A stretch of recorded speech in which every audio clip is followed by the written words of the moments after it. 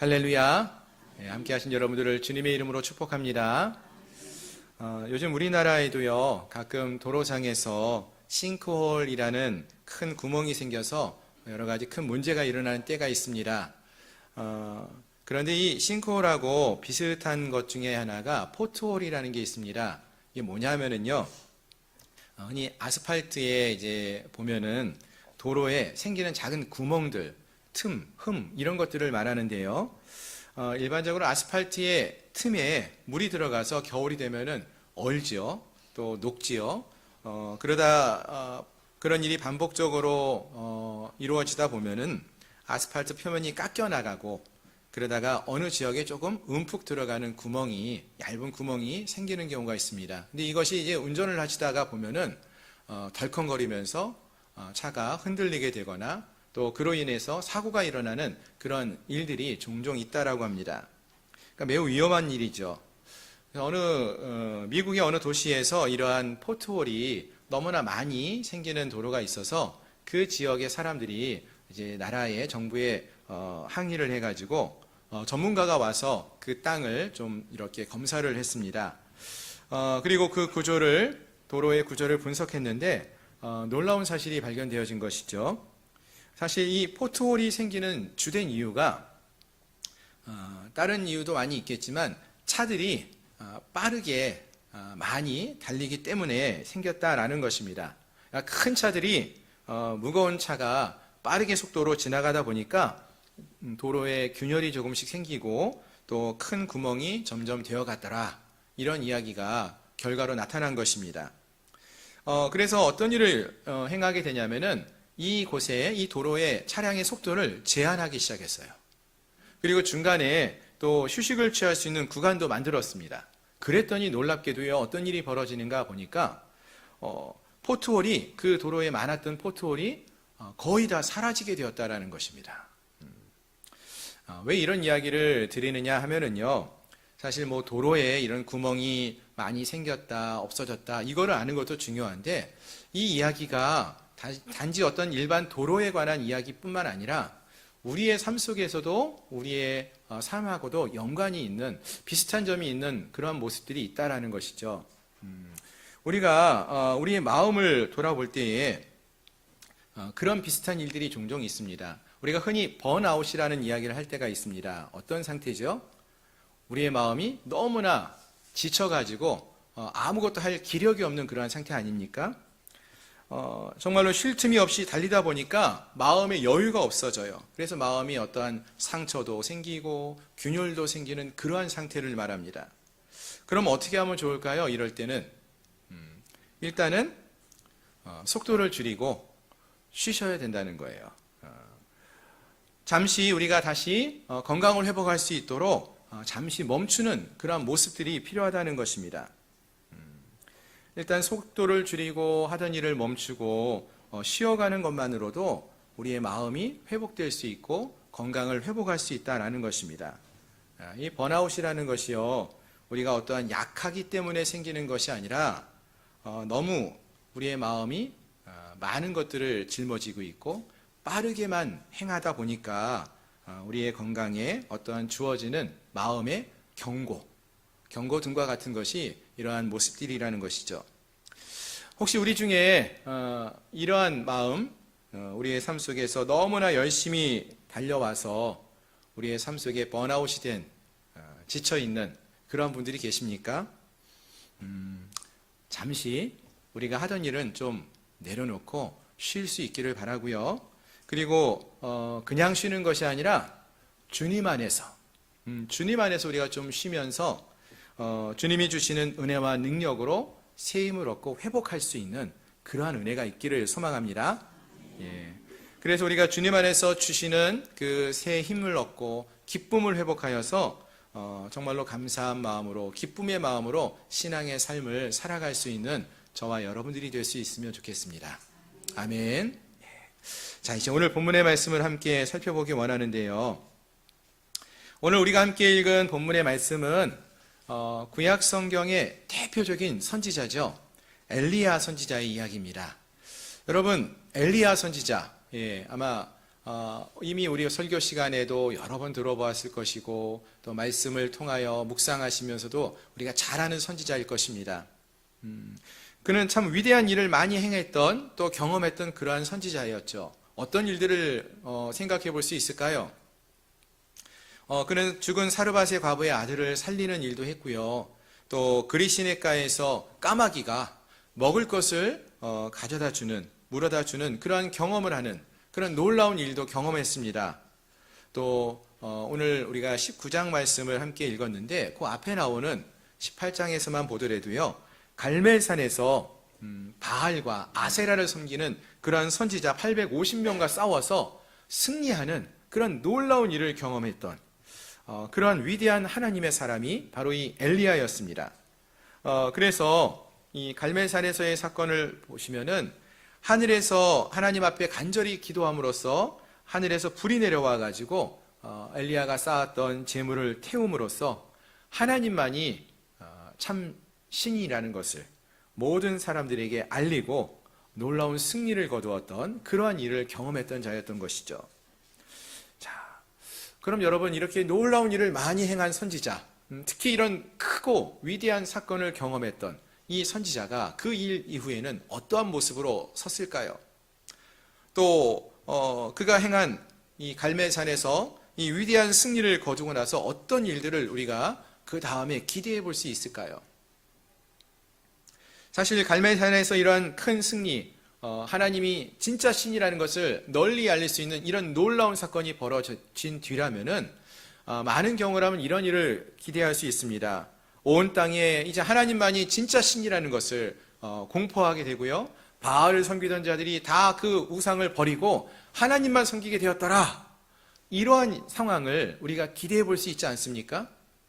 그런데 이상한 것은 18장의 사건이 있은 이후에 19장에 이런 이야기가 나오질 않습니다. 갈멜산에서 놀라운 승리를 거두었는데 그런 이야기는 찾아볼 수 없고요. 오히려 이 북이스라엘 왕이었던 아합과 왕비 이세벨이 이러한 일을 행한 엘리야를 찾아서 죽이려고 했다라는 거예요. 사실 갈멜산에서 이런 승리도 경험하고 또 그 뒤에 바로 이어서는 그동안 3년 6개월 동안이나 그 땅에 비가 내리지 않았는데 엘리야가 기도함으로써 비까지 내리는 놀라운 일이 있었어요. 그런데 그런 놀라운 능력을 행하신 하나님을 찬양하거나 경배했다는 이야기는 나오지 않고 오히려 이 엘리야를 잡아 죽이려고 하는 그런 모습들이 나타난다는 것입니다. 그래서 이 엘리야는 그러한 상황 속에서 마음이 상하고 낙심하게 되죠. 그리고 결국 북이스라엘에서 멀리 떨어진 남유다 왕국의 가장 남쪽 지방에 있는 브엘세바까지 도망을 합니다. 또 거기서도 광야로 남쪽으로 더 내려가서 로뎀나무 아래에 앉아서 죽기를 구하는 모습을 볼 수 있는 것이죠. 그러니까 북이스라엘의 도시에 있던 엘리야가 우리식으로 말하면은 북한의 평양에 있던 엘리야가 남한을 지나서 남양의 땅끝마을, 우리 남한의 땅끝마을까지 도망쳤다는 거예요. 도대체 왜 이런 일이 발생하게 된 것일까요? 놀라운 기적을 경험하고 행하였던 선지자가 어떻게 이렇게 두려운 마음을 갖고 도망치는 그러한 자리에 서게 된 것일까요? 우리 19장 3절 말씀을 좀 한번 읽어보면 좋겠는데요. 열왕기상 19장 3절 말씀 우리가 함께 한번 읽어봤으면 좋겠습니다. 함께 읽겠습니다. 시작. 그가 이 형편을 보고 일어나 자기의 생명을 위해 도망하여 유다에 속한 브엘세바에 이르러. 아멘. 자, 여기 보니까요, 엘리야가 이렇게 놀라운 일을 행하고 나서도 이런 모습을 보이는 이유가 무엇 때문이었습니까? 그 앞에 놓여 있는 형편, 이 형편을 보았기 때문이라는 거예요. 형편과 상황을 보아서라는 것입니다. 즉, 앞장에서 이 19장 앞장까지 해서 보시면은요, 이 엘리야는요, 갈멜산에서 하나님이 불로 응답하시기를 바라면서 간절히 기도했던 기도의 모습을 보였어요. 하나님을 바라보며 기도했어요. 그리고 기도로 불이 응답해 주시는 응답을 경험하게 됩니다. 또 비가 내리지 않는 땅을 위하여 하나님께 간절히 부르짖고 기도했습니다. 즉 하나님을 믿고 바라보고 있었다는 거죠. 그런데 이 19장에 와서 보니까 지금 이 엘리야는요, 하나님이 아닌, 하나님을 바라보고 하나님을 의지하는 것이 아니라, 하나님을 바라보는 것이 아니라 이 형편을 보고 있다는 거예요. 자기에게 둘러싸여 있는 형편, 지금 이 땅의 모습, 환경을 바라보았다는 것이죠. 그랬더니 그 마음이 어떻게 됩니까? 걱정과 근심이 쌓여지고요, 두려워서 또 낙심이 되어서 그 자리를 떠나서 도망하게 되었다는 것입니다. 이세벨과 북이스라엘 군대가 쫓아오지 못하는 곳으로 도망해야 되겠다, 이러한 생각을 가지고 남쪽으로 내려간 것이죠. 그렇습니다. 위대한 선지자 엘리야도 하나님을 바라보지 않게 되었을 때, 세상의 상황과 환경을 바라보게 되니까 낙심하게 되었다는 거예요. 하나님이 어떻게 지금까지 그와 함께 해오셨는지, 얼마나 놀라운 일을 행해 주셨는지를 다 잊고 지금 눈에 보이는 상황과 환경만을 바라보며 낙심하게 된 것입니다. 자, 그렇다면 사랑하는 성도 여러분, 우리는 어떻습니까? 우리 지난 한 해를 살아오면서 우리는 지금 무엇을 바라보고 누구를 바라보고 살아가는 것 같습니까? 살아계시고 역사하시는 하나님, 지금까지 우리를 지켜주시고 함께하신 그 하나님을 바라보며 살아가십니까? 아니면 지금 우리 눈앞에 보이는 상황과 환경을 바라보면서 살아가고 있습니까? 사실 생각해 보면은요, 우리가 코로나의 시대를 지내면서 많은 게 변한 것 같습니다. 코로나 이전에 우리의 모습을 보면은요, 가정에서도 직장에서도 교회에서도 훨씬 더 많은 일들을 행하면서도요, 그 일을 기쁨으로 감당하고 즐거움으로 함께했던 모습들이 있었어요. 저희 교회만 하더라도 코로나 이전에는요, 주일날 새벽 예배도 있었고요, 주일 예배, 1부 예배, 2부 예배, 오후 예배, 그리고 그것만 한 것이 아니라 오후 예배 끝나고 제자훈련, 또 중간에 식사도 같이 하냐고 식사 봉사도 하고, 참 여러 가지 일들을 합니다. 어떤 분들은 교사로 섬기고요, 매주마다 성가대 찬양대로 섬기는 분도 계시고요. 그럼에도 불구하고 기쁨과 감사가 넘쳐서 그 일을 감당해 나가는 우리의 모습이 있지 않았습니까? 근데 언젠가부터 이러한 믿음의 모습이, 열정이 작아져요. 예배에 대해서도 열정이 줄어들고 있지 않습니까? 수요 예배도 점점 잊어버리고, 목장 예배도 멈추는 경우도 있고, 일주일에 한 번 주일에 나와 예배하는 것으로 만족하고, 아니면 그조차도 여러 가지 다른 우선순위에 빼앗겨버리는 그런 모습이 있지는 않습니까? 참 안타까웠던 것이 코로나 이후에 이렇게 변화되는 우리의 모습이 너무나 안타까웠어요. 또 지난 한 주 우리가 저녁 기도회로 함께 모여서 뜨겁게 기도하고 있는데, 이 기도하시는 그 분들의 숫자가 단순히 숫자를 비교하고 싶지는 않지만 작년에 비해서 올해가 더 적어 보여요. 기도를 잃어버리고 기도의 자리를 떠나 있는 우리의 모습이 있지는 않느냐라는 것입니다. 왜 이같이 된 것일까요? 왜 그렇습니까? 우리의 시선이 지금 하나님께 있지 아니하고 다른 곳에 있지 않습니까? 세상의 기쁨 가운데 우리의 시선이 놓여져 있고, 하나님을 바라보지 않고 하나님이 주시는 은혜의 삶을 살아가는 것이 아니라 상황을 바라보면서, 지금 우리에게 주어진 상황이 너무나 힘들고 바쁘다, 여기에 우리의 마음이 빼앗겨 있지는 않습니까? 오늘 본문에 나오는 엘리야도 그러한 삶을 살았다는 것입니다. 어찌 보면 역사상 가장 위대한 승리를 거둔 위대한 사역을 했던 그러한 선지자 엘리야인데, 변하지 않는 그 상황과 사람들을 바라보다가 지치고 상한 거예요. 낙심한 거예요. 그래서 광야의 로뎀나무 아래 지쳐 쓰러져 있지 않습니까? 자, 그런데 여러분, 하나님께서는 바로 그러한 엘리야를 찾아오셨다는 거예요. 그러한 엘리야를, 지쳐 쓰러져 있는 그 엘리야를 찾아오셔서 말씀하십니다. 어떻게 말씀하셨습니까? 우리 오늘 본문 11절, 12절 말씀만 같이 한번 읽어봤으면 좋겠습니다. 11절, 12절 말씀입니다. 시작.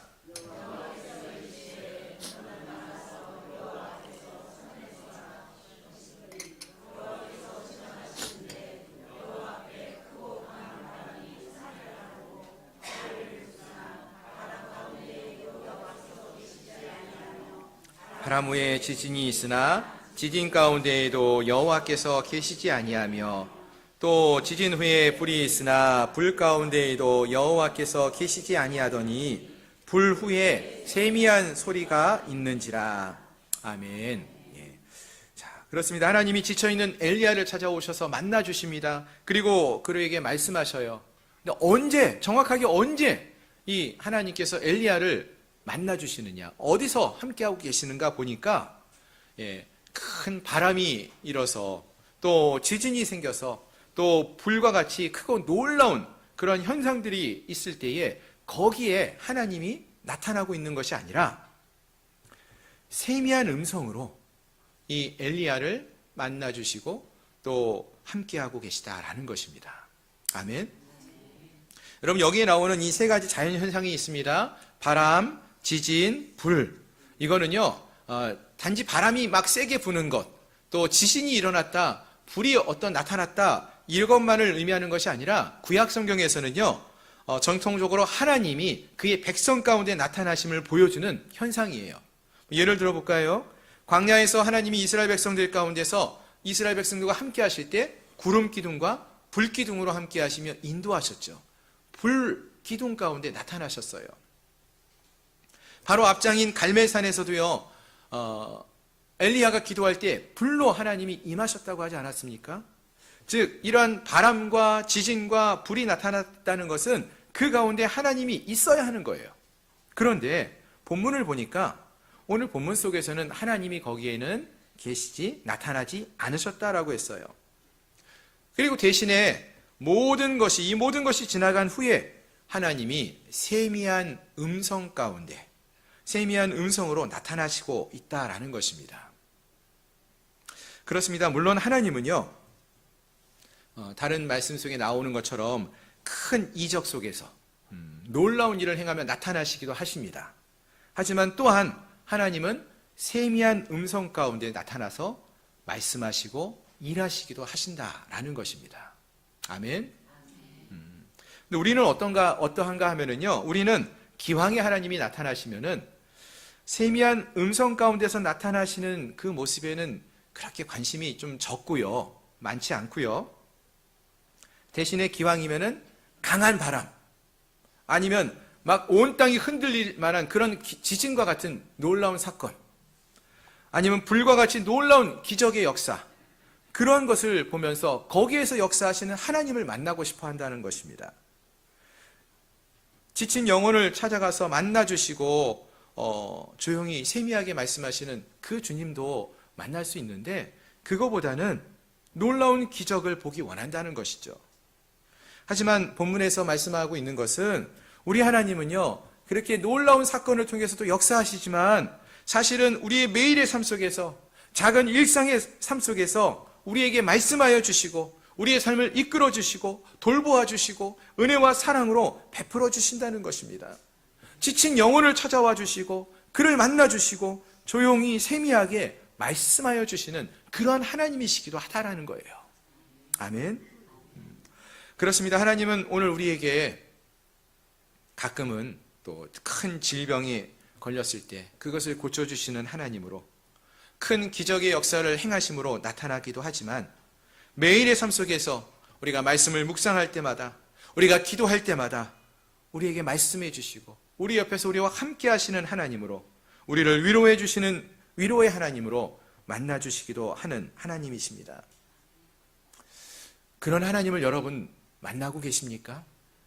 올 한 해 그런 하나님과 함께하고 계시나요? 아니면 그런 하나님 만난 지가 오래되셨습니까? 여러분, 왜 우리가 이 세미한 음성으로 말씀하시는 하나님을 잘 만나지 못하는 것일까요? 여러분, 우리 교회 바로 옆에 보면은요, 큰 도로가 있죠. 예, 이게 무슨 도로죠? 남부순환도로예요. 예전에는 이게 엄청나게 큰 도로였어요. 그래서 큰 차도 정말 지금도 많이 다니지만 예전엔 많이 다니고 시끄러웠어요. 차가 많이 다니니까. 그래서 지금 방음벽도 세워지고 막 그러죠. 근데 우리는 이 남부순환도로에 차가 많이 다니는 것 플러스 하늘을 보면 뭐가 있어요? 예. 다른 지역에서는 잘 없는 비행기도 우리는 소유하고 있어요. 그래서 비행기가 한번 싹 지나가면은요, 예, 그 소리가 어마어마합니다. 가끔은 여름에 TV를 보다 보면은요, 드라마 속에서 주인공이 뭐라고 중요한 얘기를 딱 하는데, 그때 뭐라고 하는지 들리나요? 안 들려요. 그래서 옆에 있는 같이 TV를 보는 사람한테 뭐라 그래? 이렇게 물어보지 않습니까? 예, 우리 그런 경험이 있어요. 왜 그렇습니까, 여러분? 이 TV 주인공이 하는 대사의 소리보다 이 바깥에서 들리는 소리가 너무 더 크기 때문에 그래요. 마찬가지입니다. 하나님이 우리에게도 오늘 말씀하셔요. 우리에게도 말씀하십니다.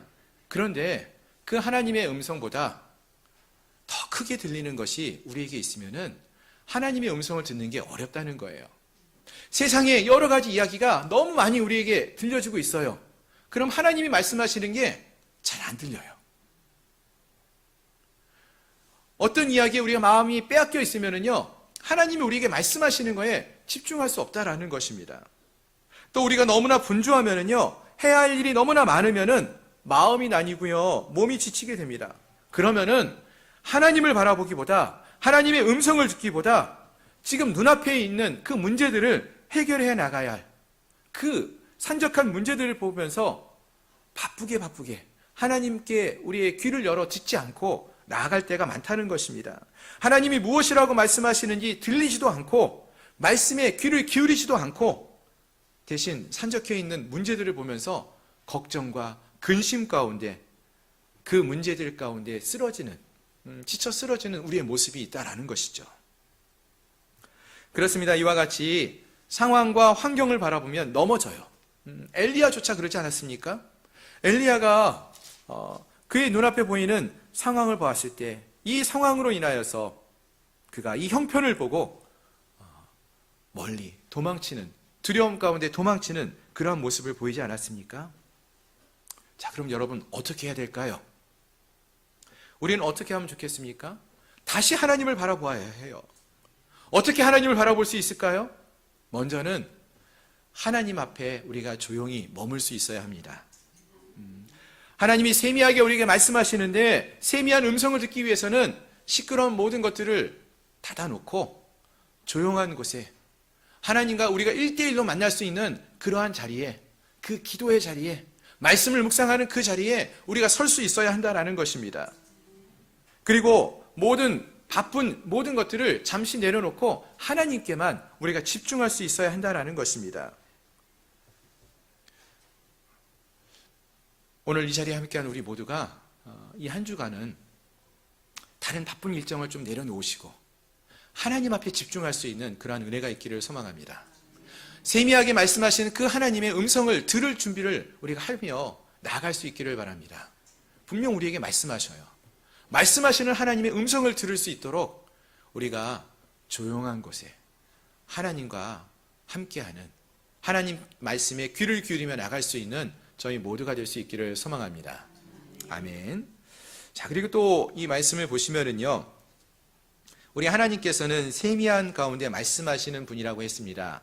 근데 이 세미한 음성으로 말씀하신다라는 의미가요, 물론 작은 소리라는 의미도 있습니다.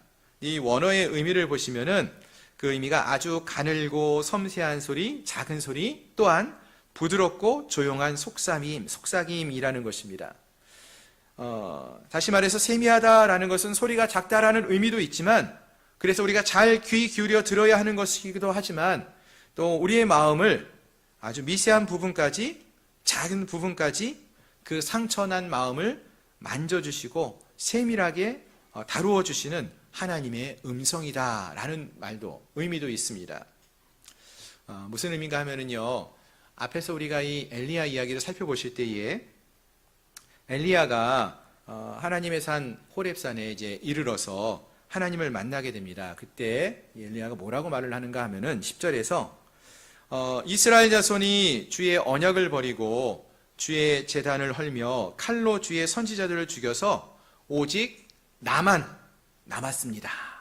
나만 혼자 남았습니다. 하나님, 이렇게 말을 하는 이야기가 있어요. 사실은요, 열왕기상 18장의 말씀, 바로 앞에 나오는 말씀을 보시면은 아합의 신하 중에 오바댜라는 사람을 엘리야가 먼저 만났습니다. 근데 이 오바댜가 하는 이야기가 자기가 하나님을 믿는 하나님의 사람 100명을 50명 나눠서 숨겨주고 먹여주고 있다라고 했어요. 그 이야기 엘리야가 들었어요. 그러면 적어도 엘리야는 무엇을 알 수 있어요? 나와 같은 하나님의 사람이 몇 명 있다는 거예요? 나만 남았다라고 말할 수 있습니까?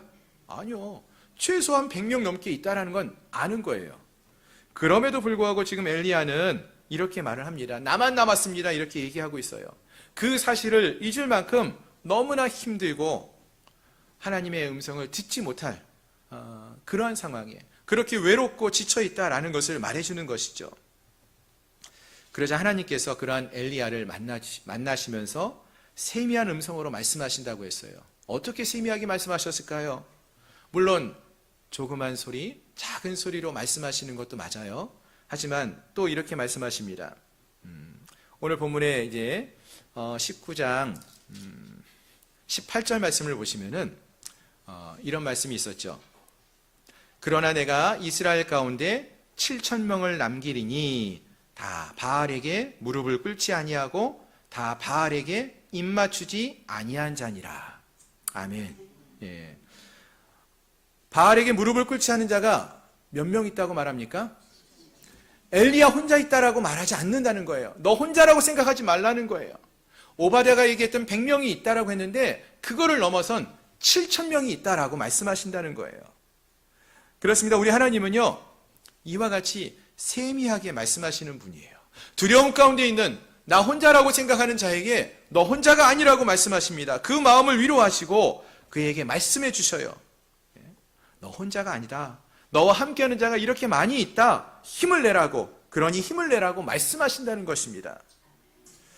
그렇습니다. 오늘 우리에게도 이러한 세미한 음성으로 우리의 마음을 어루만져 주시고 우리의 필요에 따라 말씀해 주시는, 위로하시는 하나님이 되심을 믿으시길 바랍니다. 따라서 그 주님의 음성에 귀를 기울이며 순종하며 나갈 수 있는 저희 모두가 될 수 있기를 소망합니다. 자, 그리고 또 오늘 본문에 15절 이하 말씀을 보시면은 하나님이 엘리야에게 다시 또 사명을 주시는 이야기가 나와요. 어떤 사명을 주는가 하면은 사람을 세우라고 하십니다. 어떤 사람을 세우느냐? 15절 이하에서 보시면은 하사엘이라는 사람을 아람의 왕으로 세우라고 하셔요. 또 님시의 아들 예후에게 기름을 부어서 북이스라엘 왕국의 왕으로 세우라고 하십니다. 또 사밧의 아들 엘리사에게 기름을 부어서 엘리야를 대신할 선지자로 세우라고 하십니다. 여러분, 이 아람의 왕 하사엘을 만나서 기름 붓고 왕으로 세우려면 어디까지 가야 하는지 아십니까? 지금 이 엘리야는요, 남유다 왕국 부엘세바에서 더 남쪽에 저 시내산 가까이 내려가 있어요. 거기서부터 다시 남유다 지나서 북이스라엘 지나서 다메섹까지, 아람까지 올라가야 돼요. 엄청난 거리를 가야 돼요. 가서 거기서 아람의 왕을 세우고 또 북이스라엘에 가서 예후를 왕으로 세우고 이런 일을 해야 돼요. 엄청난 거리를 왔다 갔다 여행을 합니다. 쉽지 않아요. 지금 엘리야가 번아웃이 되어 있고 지쳐 있는데 이러한 사명을 주셨다는 거예요. 여러분, 이게 어떻게 여러분 생각이 되십니까? 하나님이 이 엘리야에게 다시 무거운 짐을 얹어주시는 것으로 이 이야기가 들려지십니까? 지쳐있는 자에게 다시 이러한 사명을 주신다는 거예요. 왜 그럼 이런 말씀을 하시고 사명을 주시는 것일까요? 엘리야에게 다시 한번 무거운 짐을 주시느냐? 그게 아니라 이 말씀은요, 그동안 엘리야가 행해왔던 그의 사역이 헛되지 않다라는 것을 말씀해 주시는 것입니다. 엘리야가 내가 이렇게 열심히 하나님 말씀대로 일을 행하며 살아왔는데도 이 백성들이 변하지 않고 환경이 변화된 게 하나도 없습니다. 이렇게 이야기하고 있는데 하나님은 그러한 엘리야에게 이제 네가 사람을 세워야 할 것이다 라고 말씀하시면서 그들은 바로 아합과 그의 세력을 물리치고 새로운 일을 행할 하나님의 사람이라는 것을 말씀해 주시는 것입니다. 즉 아합을 징계하기 위해서 그 도구로 사용할 아람의 왕 하사엘을 세우라고 말씀하십니다. 그리고 이 북이스라엘 왕국의 아합을 대신할 새로운 왕 예후가 세워지도록 할 것이다 라고 말씀하시는 거죠. 무슨 말이에요? 이 아합의 왕국이 결코 무너지지 않을 줄 알았는데 하나님이 그들을 심판하시고 그 땅을 새롭게 하실 것이다 라는 것을 말씀해 주시는 거예요. 또 하나님의 귀한 사역을 해가는 엘리야의 사역을 계승할 엘리사를 세우게 하셔서 하나님의 사역은 멈추어지지 않고 계승될 것을, 이어질 것을 말씀해 주는 것입니다. 즉 마침내 하나님의 뜻이 이루어질 것을 보라고 말씀하시는 것입니다. 지금까지 엘리야가 해왔던 모든 일들이 헛되지 않고 이제 마침내 그것이 결실을 맺게 될 것임을 말씀해 주시면서 힘을 내라고 말씀하시는 것입니다. 세밀하게 말씀하고 계시는 것이죠. 그렇습니다. 사랑하는 성도 여러분, 우리 하나님은요 크고 놀라운 능력의 하나님으로 나타나고 행하시는 그런 분이시기도 합니다. 하지만 또 때로는 세미한 음성으로 우리에게 말씀하시는 하나님이 되십니다. 작지만 우리에게 꼭 필요한 말씀을 전해주시고 필요한 위로를 통하여서 우리를 위로해 주시고 우리가 행하여 왔던 모든 것들이 결코 헛되지 아니하다라고 말씀하시면서 위로하시고 격려하시는 세미하게 말씀하시는 하나님이 되신다라는 것입니다. 오늘 함께한 우리 모두가 그 주님의 음성에 귀를 기울일 수 있기를 바랍니다. 주님이 말씀하실 때 그 말씀에 우리의 귀를 열고 그 말씀을 잘 들을 수 있기를 소망합니다. 바쁜 일상을 잠시 멈추시고 조용한 곳에서 우리 하나님의 말씀에 귀를 기울이며 나아갈 수 있기를 바랍니다. 세미하게 말씀하시는 그 주님을 만나시고 그분의 음성을 통해 위로받으시고 새 힘을 얻어 일어날 수 있는 저희 모두가 될 수 있기를 주님의 이름으로 축원합니다. 말씀을 정리합니다. 우리 하나님은 크고 위대한 하나님이십니다. 그러나 또한 세미한 음성으로 말씀하는 하나님이라고 했습니다. 이것은 단지 소리가 작다라는 의미가 아니라 우리의 마음을 아시고 우리를 진정으로 위로해 주시고 우리를 새롭게 하시는 필요를 채워주시고 또 합당한 위로를 통하여 우리를 다시금 하나님 나라를 위해서 섬길 수 있도록 일할 수 있도록 이끄시는 하나님이라는 것입니다. 그러한 하나님께서 매 순간마다 우리에게도 다가오셔 말씀하시고 우리를 부르십니다. 오늘 함께한 우리 모두가 이 주님의 부르심에 그 주님의 세미한 음성에 귀를 기울이며 순종하며 나갈 수 있기를 소망합니다. 내가 어떤 큰 일을 이루는가도 참 중요하겠지만 매일의 삶 속에서 하나님과 교제하며 하나님이 말씀하시는 것이 무엇인지를 귀 기울여 들으시고 그 말씀대로 순종하며 나아갈 수 있는 믿음의 삶을 살아가는 저와 여러분들이 되시기를 주님의 이름으로 축원합니다. 기도하겠습니다. 오늘 말씀을 기억하면서 함께 기도하기 원합니다. 주님, 우리가 너무나 분주한 삶을 살면서 우리에게 말씀하시는 하나님의 말씀에 귀를 기울이지 않았습니다. 하나님, 우리가 다시 우리의 귀를 열어서 주님의 말씀에, 주님의 음성에 귀를 기울이며 나가게 해 주십시오. 세미한 말씀, 세미하게 말씀하시는 그 주님을 만나게 하시고 그 주님이 주시는 위로와 격려와 힘을 얻어서 다시 하나님의 나라를 위하여 헌신하며 기쁨으로 순종하며 나가는 우리 모두가 될 수 있게 해달라고 이 시간 우리 한마음으로 함께 통성으로 기도하며 나가겠습니다.